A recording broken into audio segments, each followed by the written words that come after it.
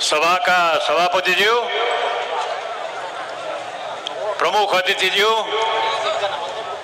ड्यासमा बस्नुभएका पार्टीका वरिष्ठ मित्रहरू र उपस्थित जनसमुदाय,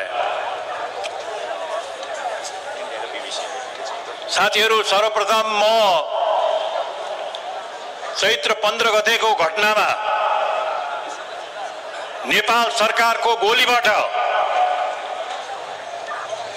मृत्यु हुनुभएका सबिन महर्जन र सुरेश रजक दुईटा युवाहरूप्रति म श्रद्धाञ्जली व्यक्त गर्न चाहन्छु। मित्रहरू, मभन्दा अगाडि बोल्ने एकजना युवा मित्रले एउटा कविताबाट सुरु गर्नुभएको थियो। मलाई पनि उहाँको कविता सुनेपछि मलाई पनि 4 लाइन लेख्न मन लाग्यो र म त्यो पढेर तपाईहरुलाई सुनाउँछु।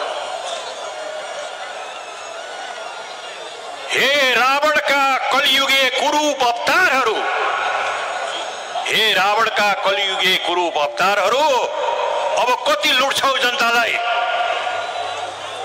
अब कति लुट्छौ जनतालाई। जनता हेर्दैछन्, जनता बुझ्दैछन्। एक बिहान अब आउँछ, एक बिहान अब आउँछ, एक दिन अब आउँछ। त्यस दिनमा, त्यस बेलामा जनताको आवाजले आकाश ढाकिनेछ अनि कट्टु पनि टिप्न नपाई, कट्टु पनि टिप्न नपाई कलियुगे रावणहरूको भागाभाग हुनेछ। मित्रहरू, यथार्थता यही नै हो। आज देशमा देश अस्थिर अवस्थामा छ, अराजक अवस्थामा छ।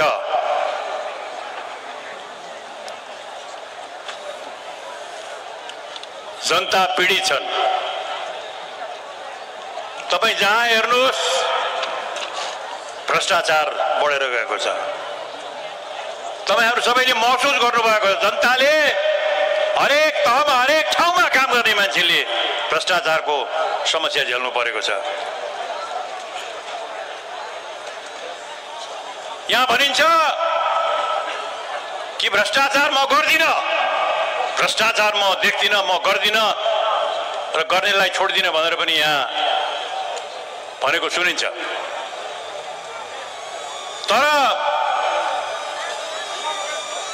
यहाँ अख्तियार दुरुपयोग आयोगले अनुसन्धान गर्छु भनेको चिजलाई पनि, गर्छु भनेको केसलाई पनि सत्ताधारीहरूले रोकेका छन्, किनभने त्यसमा उनीहरूको संलग्नता छ। मित्रहरू, मभन्दा अगाडि बोल्ने साथीले भनिसक्नुभयो भ्रष्टाचारका कण्डहरू। मान्छे नेपाली मान्छेलाई बेचेको छ, नेपाली मान्छेलाई विदेशी बनाएर बेचेको छ। टेलिफोनबाट 70 करोड रुपैयाँ दामको लेनदेन भएको छ। एउटा कम्पनीलाई ट्याक्स सुविधाको लागि भनेर 50औं अरब रुपैयाँ दाम मिना भएको छ। र नेपाल सरकारको 343 बिघा जग्गा, जुन नेपाल सरकारको अहिलेको कानुनले सिधै नेपाल सरकारको हुनुपर्छ, त्यो जग्गा अरूलाई दिएर खरबौं रुपैयाँ लुट्ने प्रयास भएको छ। यस्ता उदाहरण कति छन्, कति यस्ता उदाहरण। यो सत्ताको चरित्र भएको छ अहिलेको।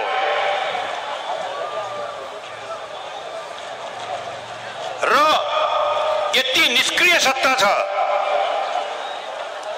यति नालायक सत्ता छ कि राष्ट्र बैंकको गभर्नर, जुन 1 महिना अगाडि नियुक्त हुनुपर्ने थियो, राष्ट्र बैंकको गभर्नर अहिलेसम्म नियुक्त गर्न सकेको छैन, किनभने भागभण्डा मिलेको छैन यिनीहरूको बीचमा, नियुक्त गर्न सकेको छैन। मित्रहरू, यति नालायक सत्ता छ। प्रशासन यति अस्थिर छ कि तपाईले यो 4 वर्षको भन्सार विभागमा गएर भन्सार विभागमा को हाकिमहरू भएछन् भनेर हेर्नुभयो भने यो 4 वर्षमा एउटा हाकिमले सरदर 6 महिनाभन्दा बढ्ता भन्सार विभागको डाइरेक्टर भएर बस्न पाएको छैन। असुल पुगेन भने अर्को आइहाल्यो। त्यस्तै सम्पत्ति शुद्धिकरण भन्ने छ प्रधानमन्त्रीको अन्तर्गत। त्यो सम्पत्ति शुद्धिकरणमा यो विगत 4 वर्षमा हेर्दाखेरि 8 महिनाभन्दा बढ्ता कुनै हाकिम बस्न पाएको छैन। किनभने जे भनेको छ त्यो गरेन अथवा असुल गरेन भने त्यसको म्याद सकियो। कर्मचारीहरूलाई जहानिया शासनको जमानाको दास जस्तो गरेर आज व्यवहार भएको छ। अनि प्रशासनले काम गर्छ, अनि प्रशासन पनि स्वतः भ्रष्ट, शासक पनि स्वतः भ्रष्ट। त्यसको मार, त्यसको पीडा कसले बोक्ने? त्यो पीडा बोक्ने भनेको सर्वसाधारण नेपाली जनताले हो। 100 रुपियाँ पर्ने कामलाई 500 रुपियाँ दाम खर्च हुन्छ, 400 रुपियाँ दाम खान्छन्। त्यो 400 कसले तिर्छ? तपाईँले तिरेको करबाट त्यो 400 जान्छ, विदेशीले दिएको सहायताबाट त्यो 400 जान्छ। जनताको शोषण भनेको यही हो। यो नवसामन्तवाद भन्छौँ हामी यसलाई।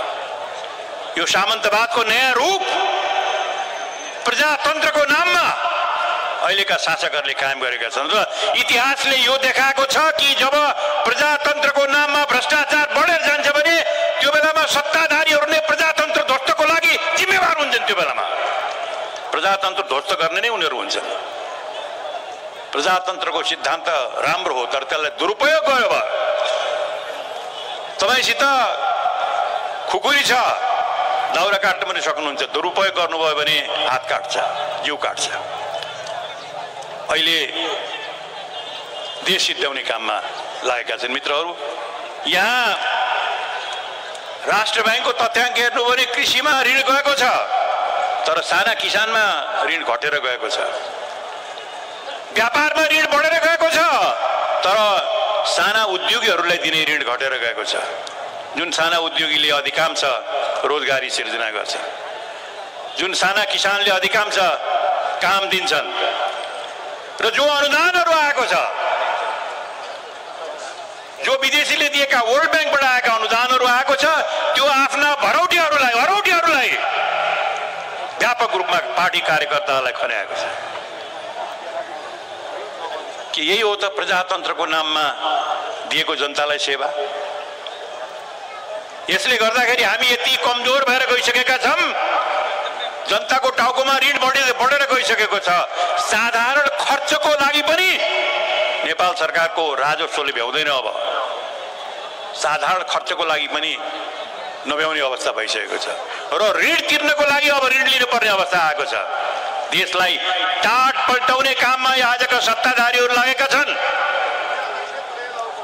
यो कुराको, यो यथार्थताको नेपाली जनताको सामुन्यमा गएर चैत्र 15 गते यो कुरा राख्न खोज्दाखेरि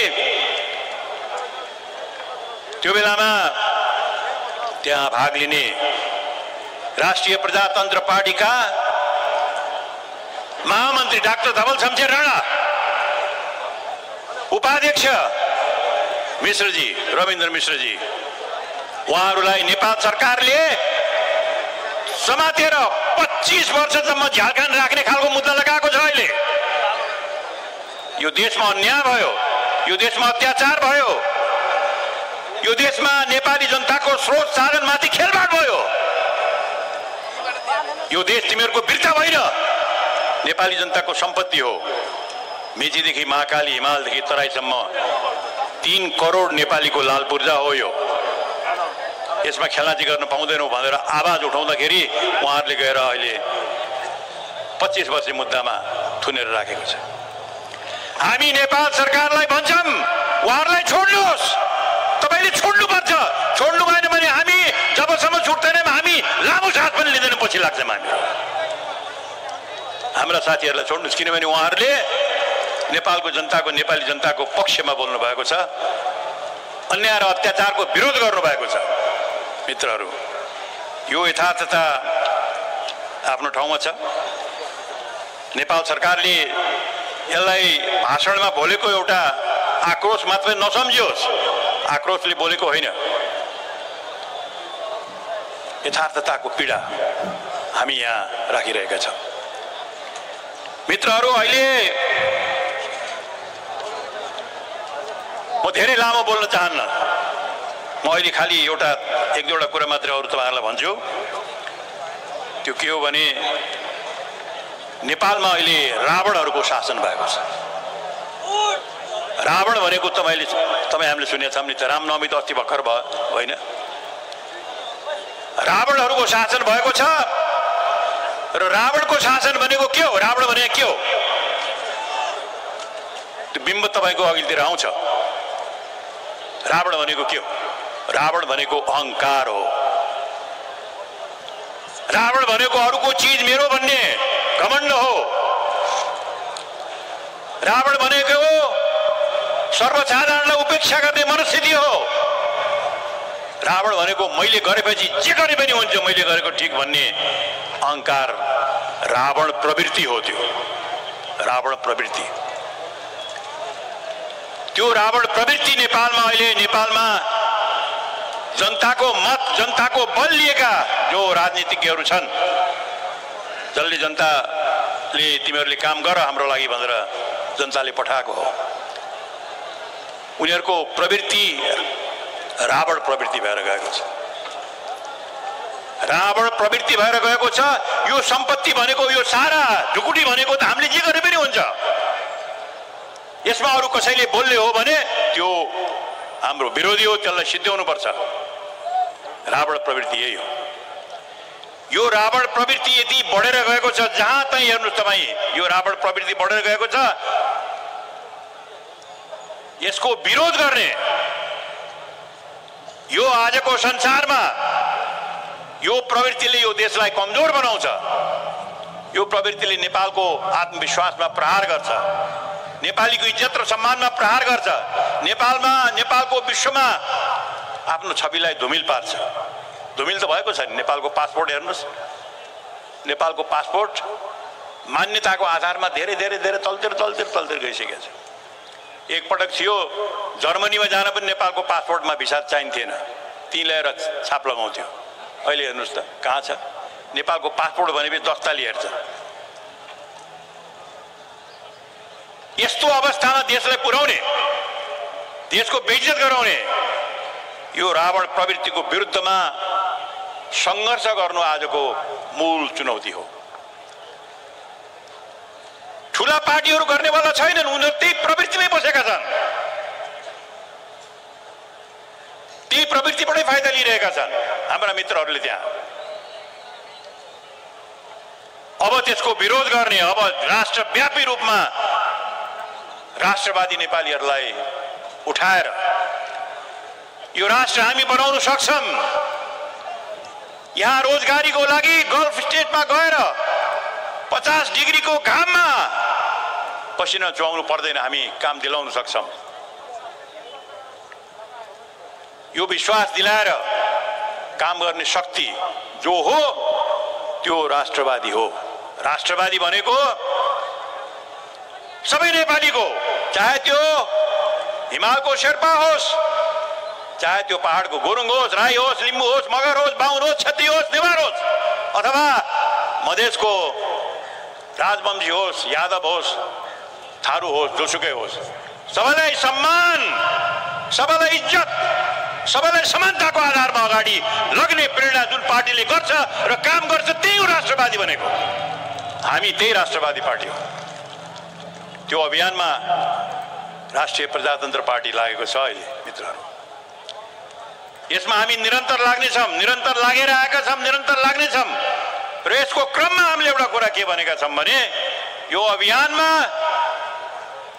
बल दिनको लागि नेपालमा संविधानभित्रको राज संस्था, संवैधानिक राज संस्था जसले नेपालीहरूलाई मनोवैज्ञानिक सुरक्षा दियोस्, जसले नेपालीहरूलाई एकतामा लिएर आओस्, संवैधानिक राज संस्था आजको हाम्रो परिस्थितिमा, आजको हाम्रो विश्व परिस्थितिमा, आजको अशान्त परिस्थितिमा, विश्व परिस्थितिमा जहाँ सानो कुराले लडाइँ सुरु हुन्छ, जहाँ एक देशले अर्को देशसितको सम्बन्ध खाली स्वार्थ बाहेक अरू केही छैन, यस्तो स्थितिमा संविधानभित्रको राज संस्था नेपाललाई आवश्यक छ, त्यसको उपयोग गर्नुपर्छ भन्ने दृष्टिकोण राष्ट्रिय प्रजातन्त्र पार्टीको हो।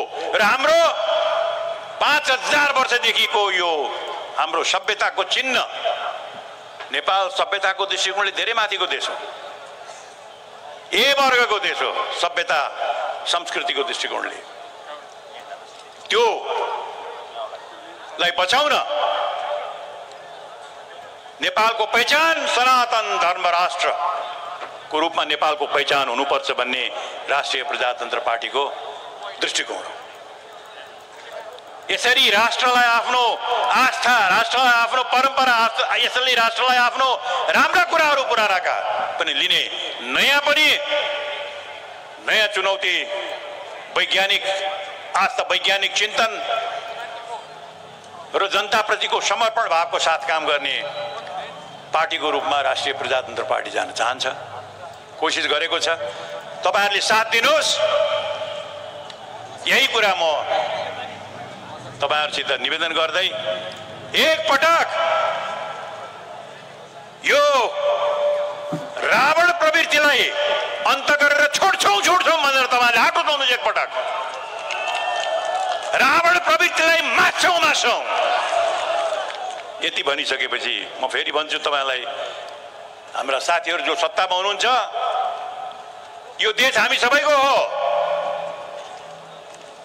तपाईहरुको हामीले विरोध गरेको छौं किनभने गल्ती बाटो गरिरहनु भएको छ, जनताको शोषण गरिरहनु भएको छ, आम जनतालाई के दिन सक्नु भएको छैन, आफ्नो पेट भरिराख्नु भएको छ। त्यो छोड्नुस् काम। अब देश कसरी अगाडि लैजाने भन्ने कुरामा एउटा नवीन समझदारी गर्न प्रयास गरौं, गर्न तयार हुनुहोस्। राष्ट्रिय प्रजातन्त्र पार्टी मिलेर काम गर्न तपाईहरुसित नेपाल राष्ट्रको लागि, यो देशको लागि, आफ्ना आस्थाको लागि, आफ्ना दृष्टिकोणको लागि, देश बचाउनको लागि हामी त्यसमा पनि हामी तयार छौं, तर आफ्नो बाटो हामी छोड्नेवाला छैन। धन्यवाद।